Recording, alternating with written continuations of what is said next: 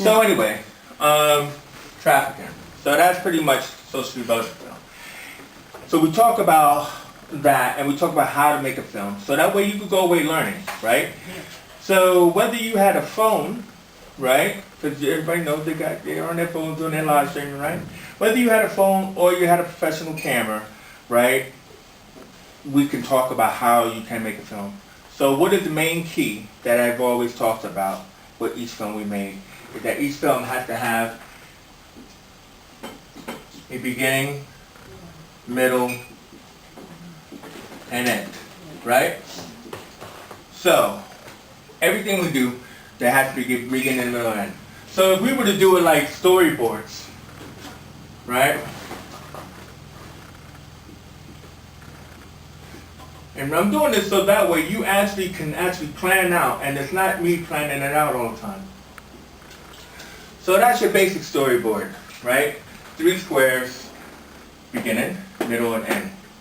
Inside that one strip is a beginning, middle, and end, right? So it's 9 shots. So that way, you're always making sure that that beginning scene has the beginning, middle, and end.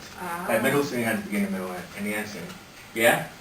So last week, what we did was, just to give you an example before we look at that film, is Jerry told a ghost story about Baba Yaga, right? And it's a Russian story, isn't it? So again, she brought her sense of her culture to it, right? And so Baba Yaga was just kind of like, you know, this beast in a haunted house on chicken legs. But that's not what the story was. It's like, well, the story was a moral. The story was about 2 girls. You could say 2 sisters in a way, right? One was a good girl. She goes to the house, right? And she encounters Baba Yaga. And Baba Yaga is like, right? So first, she goes to the house. Inside the house, she encounters Baba Yaga, and, you know, and she actually doesn't ask for too many things, whatever, right? She's a good girl and stuff. And after 3 days, again, then the trip took her 3. There you go. You can sit over there. I won't be able to do this long chase. Stuff. Yeah, that's what I'm saying. Put it in a position that is comfortable for you.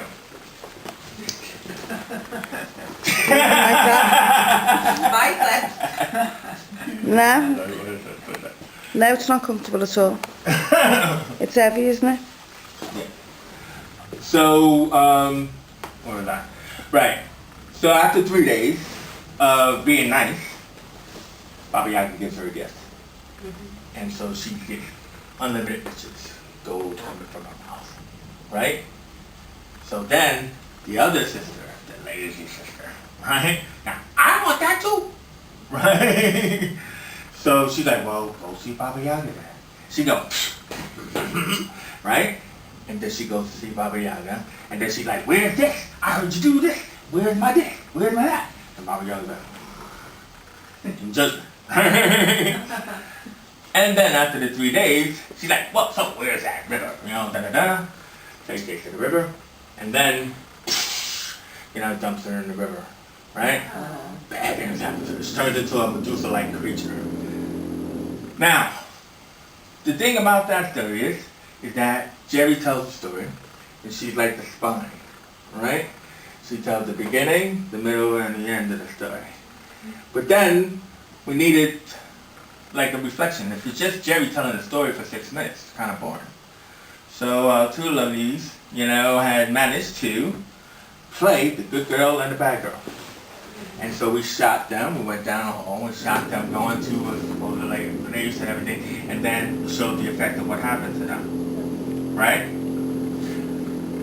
Now, what inspired that story? So there's this big kind of chocolate mess on the floor. Right? Supposedly it's a candle, but it looks like something else. Still nobody cleaned it after we pointed it out last week. Supposedly I heard that it's been there forever. Right? So, that supposedly was the impetus, right? The inciting incident to cause Jerry to tell a story. Let me tell you about that mess. So some woman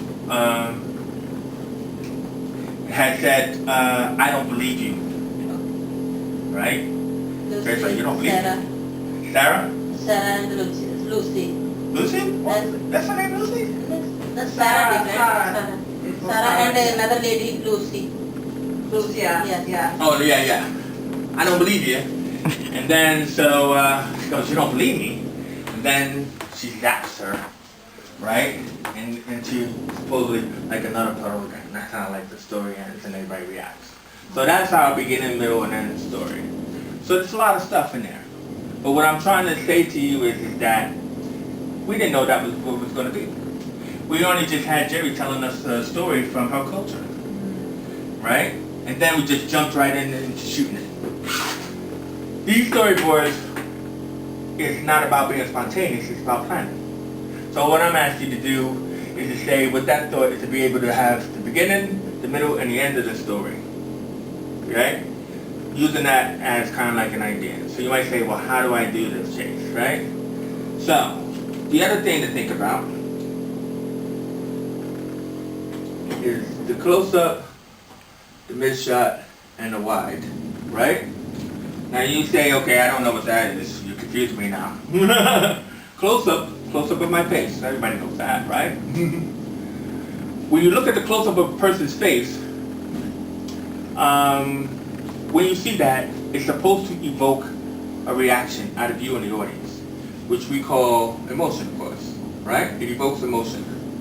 So if I want you to be sad, right, I'll cut to a close-up of you like telling me a sad story, right?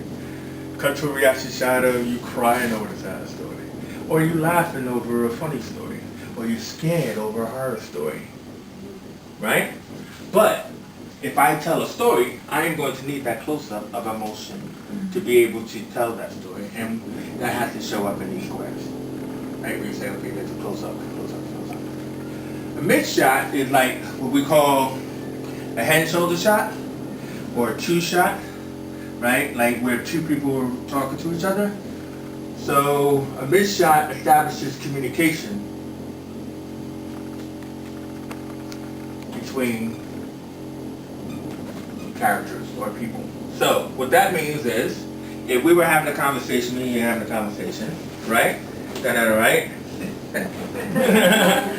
Me and you having a conversation, then what happens is that you see a two-shot, both me and her, but then, see that look on her face?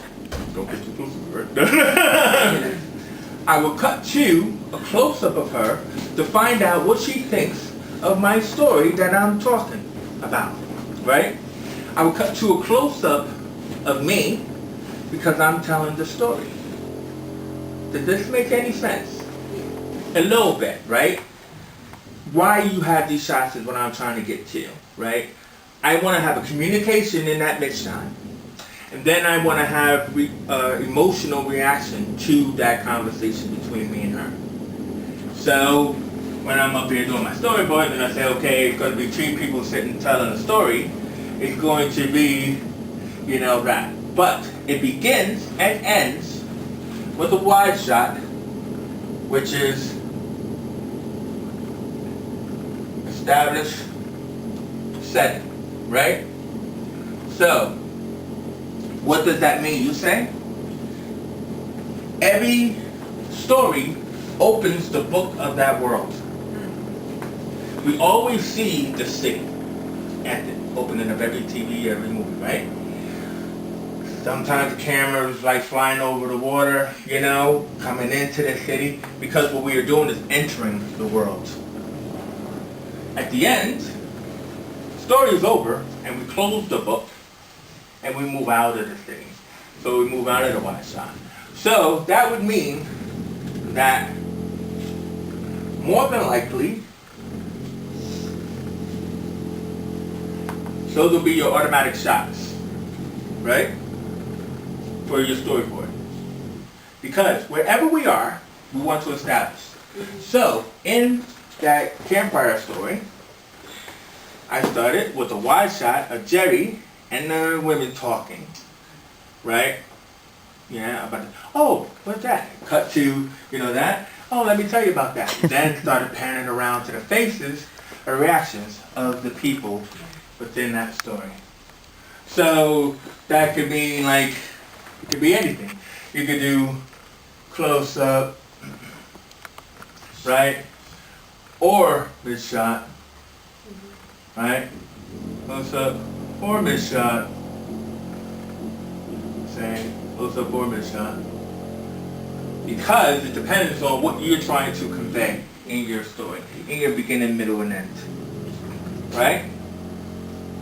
I didn't lose you, right? Didn't lose you yet, right? No. So, if that scene starts with a wide shot, then comes to a close-up, right? Who's talking, or the two people that are talking, then it has to end, right? At least the beginning of that scene, like the inciting incident, has to end. And that would be, that takes us to the middle of the story. So that would generally be anywhere between all three. Excuse me. Wide shot, close up, or mid shot, right? Because how you end there takes off to what goes on in the whole middle of the story. So in Jerry's middle of the story, which happens like about, Jerry spends a lot of time setting up the world, right, of Baba Yaga, right? Then she starts talking individually about the two sisters. So that leads us right into the middle of the story. And what do is, we see the first sister, and since we see the first sister, we go right into the wide shot. Why? Because we are now fading to the first sister entering the place where the house is, where she's going to meet Baba Yaga. Right? Now, this will all make sense when you watch the film, but I'm just kind of like give you like how to break down things, right? So then that happens. But within that, we also have to see the second sister, and the second sister also enters the house, right? And now we get it. We get that this story is about conflict. It's about two sisters, one good and one bad. Is Baba Yaga the monster, the good guy, or is he the bad guy? Probably depends on who tells the story. Like if a parent tells a story, yes. So if you're a selfish child, or if you're a good child, you know, ooh, look what all happened to you, right? Who parents never told them that kind of story? So, now, that brings us to the end. That brings us to the end. She's not sleeping, she's just knowing the story. Right? So that brings us to the end, where we're back to Jerry finishing off that story, and we get the woman saying, I don't believe you. So we cut to close up, I don't believe you. Then Jerry goes, you don't believe me. And then now, H box. Here would be more like our twist. Because every story has to have a twist. Right? So the twist of the story is, we think Jerry's just a storyteller. But because she has powers, is she good sister, the bad sister? Is she Baba Yaga? Right? Main thing is, everybody all scream, ah, what the right? And everything in the story is over. Yeah? Now, that probably is kind of complicated. So I'm asking you to ask questions, right? To like, so I can further explain that. But this is when you don't have a story, right? I'm trying to explain it to you in the most simplest of ways, that and utilizing that campfire story to help how that storyboard works out. Now, the idea is to do a storyboard before the actual film is made, right? So I'm giving you a storyboard based upon the finished film, right? Because the film should make sense in that aspect. But if you say, okay, I want to go and do a film now, right?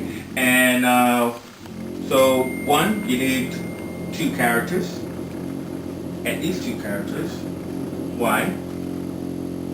Why two? There you go. Now I know somebody. Main conversation. So that means that conversation can happen anywhere. It can happen on that couch. It can happen at those two computers. It It can happen walking down the hallway, right? It can happen outside, it can happen anywhere. But it is a conversation. Yeah.